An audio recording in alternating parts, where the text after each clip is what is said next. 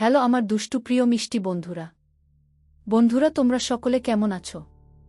আশা করি তোমরা সকলে অনেক অনেক ভালো আছো। বন্ধুরা তোমাদের জন্য নতুন একটি গল্প নিয়ে চলে আসলাম। বন্ধুরা গল্পটি শেষ পর্যন্ত দেখলে আপনাদের দাঁড়িয়ে যাবে, আপনারা হাতের কাজ করতে বাধ্য হবেন। চলুন বন্ধুরা কথা না বাড়িয়ে গল্পটি শুরু করি। ঘুম থেকে উঠে ঘড়ির দিকে তাকাতেই আঁতকে ওঠে তুর্য। সকাল গড়িয়ে দুপুর হয়েছে প্রায়। ঘড়ির কাঁটা টিকটিক করতে করতে সবেমাত্র 12 ঘর ছুল। শরীর জুড়ে চাপচাপে ঘামের আস্তরণ, পরনের শার্টটাও খুলে পাশে রাখা। বিছানা এলোমেলো, শরীর জুড়ে ক্লান্তির ছাপ। পিটপিটে চোখ খুলে অদূরে দাঁড়ানো নন্দিতাকে সদ্য গোসল করে চুল মুছতে দেখে শুকনো ঢোক গেলে তুর্য। চোখাচোখি হতেই দুষ্টু এক হাসি উপহার দেয় নন্দিতা। তৎক্ষণাৎ ঝট করে উঠে বসে তুর্য। সাথে সাথে পিঠের ব্যথাগুলো তাদের উপস্থিতি জানান দিয়ে মুষড়ে ওঠে। মাথাটাও ভীষণ রকম ভার।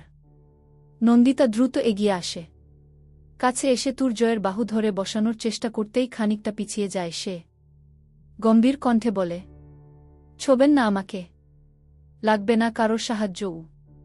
ছুতে ছুতে আপনি আমাকে সর্বোচ্চ ছুঁয়ে দিলে বেশ, আর আমি একটু ছুতে গেলেই পাপ। নন্দিতার কথায় চোখ বড় বড় করে তাকায় তুর্য।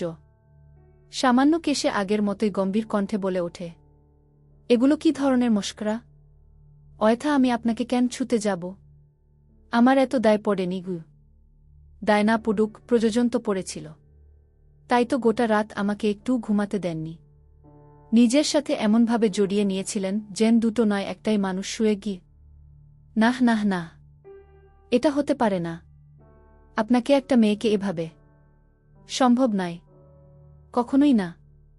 আপনার কোথাও একটা ভুল হচ্ছে, আমি আপনাকে এভাবে। তুর্জয়ের ভীতিগ্রস্ত অপ্রাসঙ্গিক ঘাবড়ে যাওয়া কণ্ঠ শুনে দারুণ মজা পেল নন্দিতা। ঠোঁট কামড়ে ধরে নিজের হাসি চেপে রাখার আপ্রাণ চেষ্টা করে খানিকটা এগিয়ে গেল তুর্জয়ের দিকে। কানের কাছে মুখ নিয়ে মৃদু স্বরে বলল, না হলে এত সকাল সকাল গোসল করার মেয়ে নাকি আমি? যাই হোক, রাতটা সুন্দর ছিল, আর আপনার সবকিছু হনহনিয়ে ঘর থেকে বের হয়ে গেল নন্দিতা। তুর্জয় বেশ কয়েকবার পিছু ডাকল তাকে, কিন্তু তার ডাককে তাচ্ছিল্যভাবে তুড়ি উড়িয়ে সে বেরিয়ে গেল ঘর থেকে। তুর্য বিছানা ছেড়ে তার পিছু নিতে চাইল, কিন্তু হঠাৎ করেই নিজের চাপচাপে ঘর্মাক্ত আধাকা শরীরের দিকে তাকিয়ে করুণ মুখে তাকালো দরজার দিকে। অতঃপর দাঁতে দাঁত চেপে বলল, আপনাকে আমি দেখে নেব। আমার হুঁশে না থাকার সুযোগ নিয়ে এভাবে পাকাপাকিভাবে নিজের আস্তানা গেড়ে বসবেন, আমি সেটা কখনোই হতে দেব না গি। নন্দিতার পিছু নেওয়ার চেয়ে এখন সবচেয়ে ফরজ কাজ হল গোসল করা। তাই তুর্য আর দেরি না করে ব্যস্ত হয়ে পড়ল সেই কাজে। যাওয়ার আগে খোলা দরজার দিকে একবার রাগী দৃষ্টি নিক্ষেপ করতে অবশ্য ভুলল না। রান্নাঘরে দাঁড়িয়ে একনাগাড়ে হেসে যাচ্ছে নন্দিতা। এতক্ষণের চেপে রাখা হাসিগুলো যেন ফুরফুর করে বের হচ্ছে তার পেট থেকে। এমন এক ভঙ্গিতে পেটে হাত চেপে হাসছে সে। হাসতে হাসতেই তার দুই চোখ ছাপিয়ে খানিকটা জল গড়িয়ে পড়ল গালে। হাসি থামিয়ে বাম হাতে চোখ মুছে মৃদু কণ্ঠে আওড়াল, আপনাকে আমি এভাবে পেতে চাই না। যতক্ষণ না নিজে থেকে আপনি আমাকে চাইছেন, ততক্ষণ পর্যন্ত আমার এক ফোঁটা সান্নিধ্য আপনি পাবেন না গি। খাবার টেবিলে নাস্তা সাজাতে ব্যস্ত নন্দিতা। যদিও বাড়িতে তারা শুধু দুইজনেই, তাও বেশ সাজিয়ে গুছিয়ে নাস্তার টেবিল সাজায় সে। এরপর একটা প্লেটে বেশ সুন্দর করে ডেকোরেট করে বিভিন্ন অ্যাঙ্গেল থেকে ছবি তোলে। তারপর সেটা ফেসবুকে পোস্ট করে ক্যাপশনে লেখে, ঘুম থেকে উঠেই যদি দেখি জামাই এত সুন্দর করে নাস্তা গুছিয়ে রেখেছে, সেই জামাইকে একটা দুইটা না বরং ননস্টপ চুমু খেতে মন চায় গু। পোস্ট ডান করার পর ফোনটা রেখে পাশে তাকিয়ে দেখে তুর্জয় তার পিছনে দাঁড়িয়ে বেশ খানিকটা দূর থেকে উকিঝুঁকি মারছে তার ফোনের দিকে।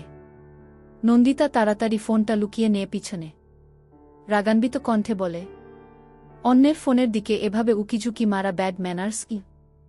আমি অন্য কারোর ফোন দেখছিলাম না, আমি তো আমার।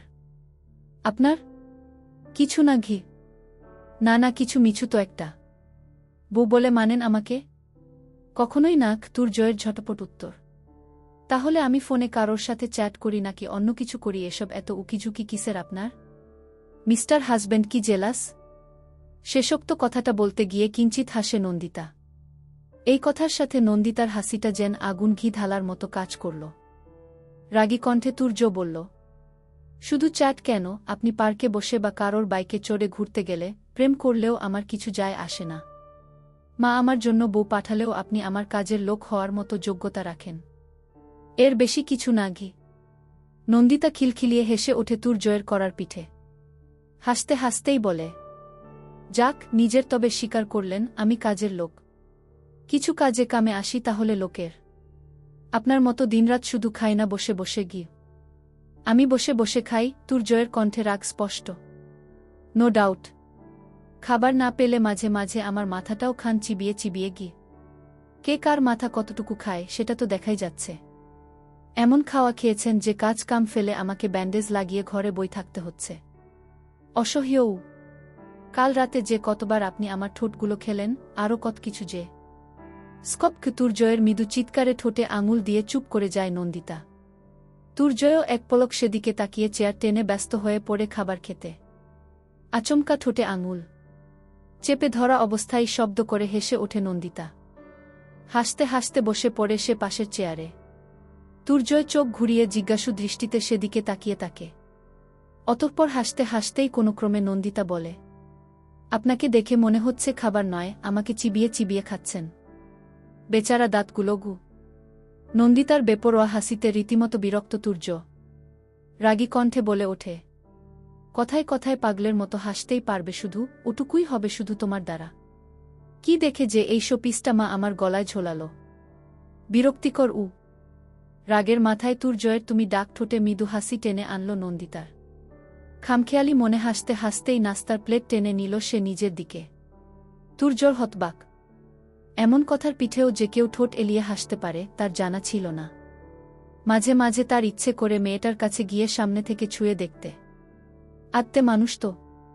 নাস্তা করে আসার পর থেকেই বিছানায় শুয়ে শুয়ে বেশ কিছু কিসের ফাইল ঘাটাঘাটি করছিল তুর্য। নন্দিতা কখনো এ ঘর তো কখনো ও ঘরে ঢু মারছে, কখনো আবার রান্নাঘরে দাঁড়িয়ে খানিকটা সময় পায়চারি করে কিছু একটা ভাবছে।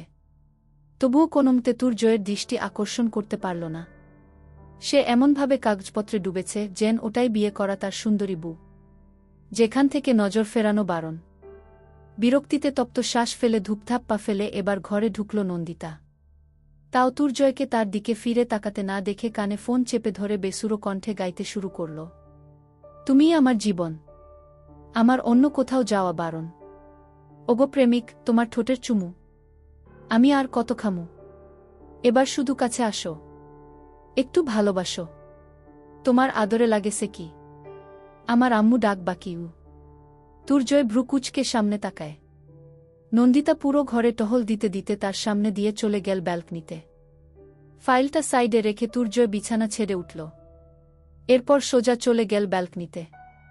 তুর্জয়কে এগিয়ে আসতে দেখেও নন্দিতা আগের মতোই রসিয়ে রসিয়ে গান গাওয়ার কাজ জারি রাখল।